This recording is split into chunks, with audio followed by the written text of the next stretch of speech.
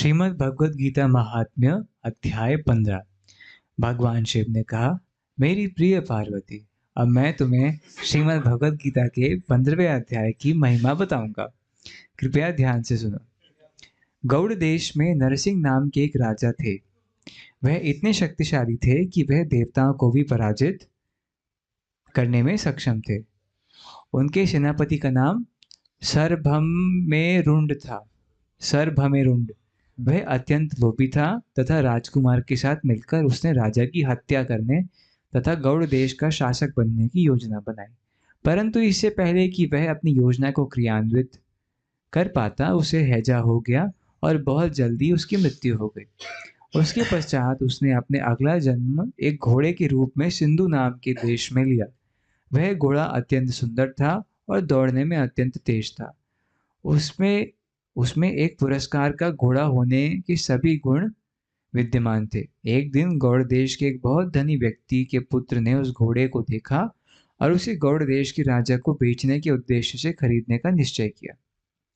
उस घोड़े को खरीदने के पश्चात वह उसे गौड़ देश की राजधानी में ले गया और जब वह नगर में पहुंचा तो वह सीधे राजा के महल में गया और पहरेदारों से राजा को अपने आगमन की सूचना देने का अनुरोध किया। जब वह राजा के समक्ष आया तब राजा ने उससे पूछा, तुम किस कारण से यहाँ आए हो? उस व्यापारी ने उत्तर दिया, हे राजा, सिंधु राज्य में मुझे उच्चतम गुणवत्ता का एक घोड़ा मिला तथा इसके समान कोई अन्य घोड़ा पूरे ब्रह्मांड में नहीं मिल सकता है। मैंने इसके लिए बहुत धन मूल्य दिया है।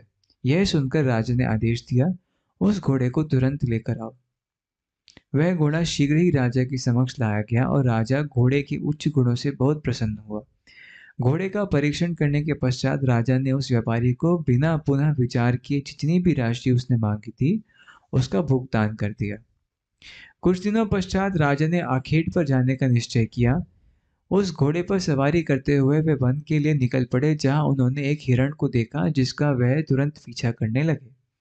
उस मृग का पीछा करते हुए राजा हर उस दिशा में गए जहां भी वह हिरण भाग रहा था। कुछ समय पश्चात उन्होंने अपने बाकी दल को बहुत पीछे छोड़ दिया। बहुत काल तक पीछा करने के पश्चात तथा अत्यंत क्लांत एवं प्यासा होने से वह विश्राम करने के लिए रुक गए। फॉलो कर पा रहे हैं? घोड़े के ऊपर राजा थे और भाग रहे जी। उन्होंने घोड़े को एक पेड़ की शाखा से बांध दिया और वह स्वयं एक बड़ी शिला पर बैठ गए। कुछ देर बाद उन्होंने जन्म पत्र के एक टुकड़े को हवा में उड़ता देखा तथा वह उनके बगल में कैसे ठीक से पढ़िए फिर से। थोड़ी देर बाद उन्होंने जन्म पत्र के एक टुकड़े को हवा में उड़ता देखा और वह उनके बगल चट्टान पर आ गिरा। फॉलो कर पा रहे हैं? उड़ करके आया। यस। जन्म पत्र आप ये देख रहे हैं कि कुछ जादू जैसा हो रहा है ना, एवरी स्टोरी में कुछ मैजिक हो रहा है। पढ़िए। जन्म पत्र के उस टुकड़े पर श्रीमद् भगवद गीता के 15वें अध्याय का आधा श्लोक लिखा हुआ था। राजा ने उसे पढ़ना शुरू किया और जैसे ही उनके मुख से प्रथम शब्द निकला, वह घोड़ा भूमि पर गिर पड़ा तथा उस घोड़े के शरीर का त्याग कर दिया। एक ध्यान दीजिएगा, अगर आप बुलेट पे बैठे तो गीता के श्लोक ना पढ़िएगा। अरे हो सकता हो एक दिन बुलेट के 4 हाथ निकल जाए, सीधे वैकुंठ ही लेके चली जाए। अच्छा, एक बात यहाँ पे महत्वपूर्ण है कि छोटे बच्चे भी आपके घर पे हैं। मुझे बहुत अच्छा लग रहा है कि हमारे फिर से प्रियंका माता जी वो रिपोर्ट भेजते हैं कि उनके बच्चा एक श्लोक गीता का पढ़ता है। बहुत अच्छी बात है। देखना, आधा श्लोक, एक श्लोक, आधा श्लोक, एक चौथाई श्लोक भी पढ़े, बहुत अच्छी बात है। मैं बहुत प्रसन्न होता हूँ उसको देख करके कि भाई 4 माला जप कर रहे हैं, 2 माला जप कर रहे हैं और एक श्लोक दिन में ये शंकराचार्य जी का बात है कि दिन में एक श्लोक जरूर पढ़ना चाहिए। ऑब्वियसली भगवत गीता भागवत गीता का एक श्लोक भी पढ़ा है तो देखने कितना शक्ति है।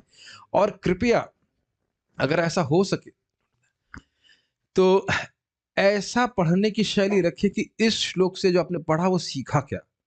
देखिए, पूरी क्लास से आप पूरा कुछ याद ना रख सके, लेकिन एक पॉइंट आपके पूरे जीवन को चेंज कर देगा। जैसे सिंपल वो हम बात कर रहे थे, केंद्रीय भूत किए बिना जीवन में किसी को कुछ नहीं प्राप्त हुआ है। पूरा जीवन चेंज हो सकता है उससे। पता नहीं भगवान कैसे प्रेरित करते हैं वक्ता कुछ बोलने के, लेकिन एक पॉइंट ऐसा हो सकता है जो एकदम आपके जीवन को पूरी तरह परिवर्तित कर दे। तो हम खाली बोल रहे हैं, यहाँ पे प्रमाण आप बार बार देख रहे हो, आधे श्लोक से लोगों का उद्धार हुआ है।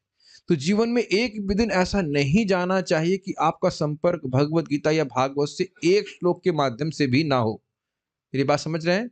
हर दिन एक श्लोक तो कम से कम होना चाहिए। बहुत बड़ा शुद्धिकरण उससे हो रहा है। It's very intense thing what we are learning. पूरा ध्यान कर पाए एक श्लोक तो जरूर दिखना चाहिए। ठीक है, पढ़िए। वह घोड़ा भूमि पर गिर पड़ा तथा उस घोड़े के शरीर का त्याग कर दिया। उसने एक दिव्य चतुर्भुज रूप प्राप्त किया और तत्काल एक पुष्पक विमान में बैठ गया जो वैकुंठ से उस दिव्य चतुर्भुज रूपी पुरुष को आध्यात्मिक धाम वैकुंठ को ले जाने के लिए आया था। राजा ने देखा कि वहां पास में एक सुंदर आश्रम था जो चारों ओर से फल प्रधान वृक्षों से घिरा हुआ था। उस आश्रम में एक ब्राह्मण बैठे थे जिनका अपनी इंद्रियों पर पूर्ण नियंत्रण था। राजा ने उन ब्राह्मण को प्रणाम अर्पित किया तथा हाथ जोड़कर उनसे पूछा, यह कैसे संभव हुआ कि मेरा घोड़ा वैकुंठ को प्राप्त करने में सक्षम हो गया? ब्राह्मण, जिनका नाम विष्णु शर्मा था, उन्होंने उत्तर दिया, हे राजा, पूर्व में सरभमेरुंड नामक आपकी सेना का एक सेनापति था। उसने राजकुमार के साथ मिलकर आपको आपके सिंहासन से हटाकर उसे हड़पने की योजना बनाई थी। परंतु इससे पूर्व कि ऐसा करने में सक्षम होता, उसे हैजा हो गया और उसकी मृत्यु मृत्यु हो गई। उसके पश्चात उसने उस घोड़े के रूप में जन्म लिया। संयोगवश उसने श्रीमद् भगवद गीता के 15वें अध्याय से कुछ शब्दों का श्रवण कर कुछ लिया। शब्दों का श्रवण कर लिया, अतः वह वह वैकुंठ चला को गया। प्राप्त किया। देख रहे हैं ना, वही तो बात है कि we don't know how much mercy we are giving to others. यही प्रभुपाद जी कहा करते थे। मैं इससे बहुत प्रसन्न होता हूँ कि प्रभुपाद जी की बात मुझे याद रहती है कि भाई एक शब्द भी पढ़ा है, एक लाइन भी पढ़ी तो जीवन पवित्र हो जाएगा। तो ये एक मैं भक्तों से निवेदन भी कर रहा हूँ कि हम लोग तो खैर यहाँ योजना बनाकर भगवत गीता पढ़ ही रहे हैं, भागवत पढ़ ही रहे हैं, और भी इसको आप लोगों को मदद करना चाहिए। देखो एक और भी तरीका होता है, मानो आप स्वयं प्रवचन नहीं दे पा रहे हो तो बुला सकते हैं कि यहाँ प्रवचन होता है, आप आइए, सिखा दिए जूम पे ऐसे करके, घर बैठे। कितना आसान होता है। आप छोटी सी बात सोचो, कितनी बड़ी सुविधा हमारे सामने है। यदि आप घर में बैठ के खाना खा रहे हैं तो आप प्रवचन सुनने तो नहीं जा सकते थे पहले? कहीं प्रवचन होता तो खाना भी तो नहीं कि प्लेट लेकर के पहुंच जाएंगे वहां पे खाने के लिए, ऐसे तो संभव है नहीं। अब तो यह भी संभव है ना कि कुछ घर में खाना, मानो खाना बनाना कुछ करना है, घर बैठे ही आप भागवत सुन लीजिए। भागवत क्या बोल रही है? पुण्य तीर्थ निषेवनात्, पुण्य तीर्थ में जाओगे तो शायद कुछ चांस है कि जो कथा हो रही है वह सुनने को मिल जाए। तो फिर ये बता रहे थे ना फॉर्मूला। और फिर आप योजना बना के फिर जाएंगे, उसमें तो बहुत समय लगेगा। यहाँ तो केवल एक बटन ऑन करना है। और ये मैंने देखा कि वस्तुतः थोड़ी रुचि कथा में हो जाए तो बटन ऑन करने का आग्रह बहुत अधिक होता है। Make sense? आप किसी क्लास में आधा घंटा पहले आके नहीं बैठने वाले, लेकिन जूम क्लास में लोग 15 मिनट पहले ऑटो ऑन कर देते, चलो कभी भी कथा शुरू हो जाएगी मालूम चल जाएगा। ये सब देख रहे हैं कि नहीं देख रहे? कितना भगवान की कृपा है बताइए। और आज भी मैं, जैसे मैं थोड़ा लेट हो गया था महाराज की क्लास में, सुनते हुए जा रहा था, तब भी बहुत रस मिल रहा था। ये नहीं कहा जा सकता है कि आप मतलब चलते हुए भी सुन रहे हो तो कोई रुचि नहीं। हाँ, बस वो है कि मन लगा के सुन रहे हैं। अभी कुछ काम करते हुए आप सुनोगे तो कितना सुन पाओगे वो आप संदेह है, मुझे नहीं पता कैसे कर पाएंगे, कितना सुन पाएंगे, लेकिन I mean it is quite possible. Make sense to you? कितना बड़ा लाभ है। और अकेले तो हम पढ़ने ही वाले नहीं है, और पढ़ भी लेंगे तो बहुत ध्यान से नहीं पढ़ने वाले। तो ये एक जीवन में बना लेना चाहिए कि इतना तो हमें श्रवण रोज करना है, बहुत पवित्रता आ जाएगी। पढ़िए आगे।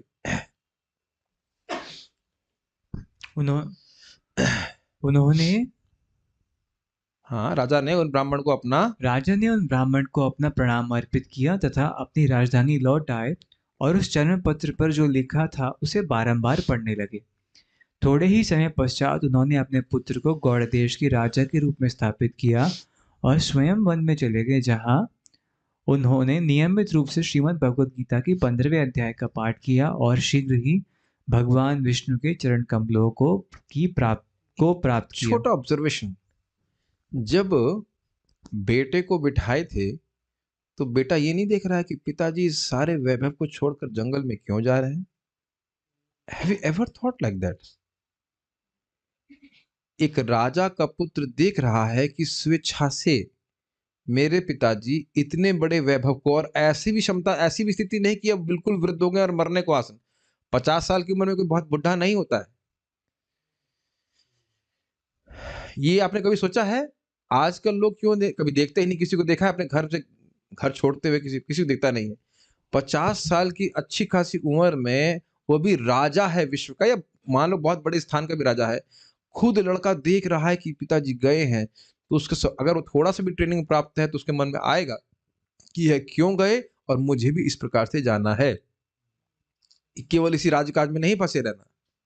वेरी अच्छा लेसन सीखने को मिल रहा है। एनीवेज़, तो भगवद गीता हमको उद्धार करने वाली है। अब हम लोग भगवद गीता के 15वें अध्याय का पारायण करेंगे। इसको शुरू करते हैं। श्रीमद् भगवद गीता अध्याय 15 मिल गया? ऊर्ध्वमूलमधः शाखम् अश्वत्थं प्राहुरव्ययम् छन्दांसि यस्य पर्णानि यस्तं वेद स वेदवित् अधश्चोर्ध्वं प्रसृतास्तस्य शाखा गुणप्रवृद्धा विषयप्रवालाः अधश्च मूल्यानुसन्ततानि कर्मानुबन्धीनि मनुष्यलोके न रूपमस्येह ततोपलभ्यते नान्तो न चादिर्न च सम्प्रतिष्ठा अश्वत्थमेनं सुविरूढमूलम् असङ्गशस्त्रेण दृढेन छित्त्वा ततः पदं तत्परिमार्गितव्यं यस्मिन् गता न निवर्तन्ति भूयः तमेव चाद्यं पुरुषं प्रपद्ये यतः प्रवृत्तः प्रसृता पुराणी निर्माण मोह जित संग दोषा अध्यात्म नित्या विनिवृत्त कामः द्वन्द्वैर्विमुक्ताः सुख दुःख संगैर् गच्छन्त्यमूढाः पदमव्ययं तत् न तद्भासयते सूर्यो न शशाङ्को न पावकः यद्गत्वा न निवर्तन्ते तद्धाम परमं मम ममैवांशो जीवलोके जीवभूतः सनातनः मनषष्ठानीन्द्रियाणि प्रकृतिस्थानि कर्षति शरीरं यदवाप्नोति यच्चाप्युत्क्रामतीश्वरः गृहीतवैतानि संयाति वायुर्गन्धानि वाशयात् श्रोत्रं चक्षुः स्पर्शनं च रसनं घ्राणमेव च अधिष्ठाय मनश्चायं विषयानुपसेवते उत्क्रामन्तं स्थितं वापि भुञ्जानां वा गुणान्वितं विमूढानानुपश्यन्ति पश्यन्ति ज्ञानचक्षुषः यतन्तो योगिनश्चैनं पश्यन्ति आत्मन्यवस्थितं यतन्तप्यकृतात्मानो नैनं पश्यन्ति चेतसः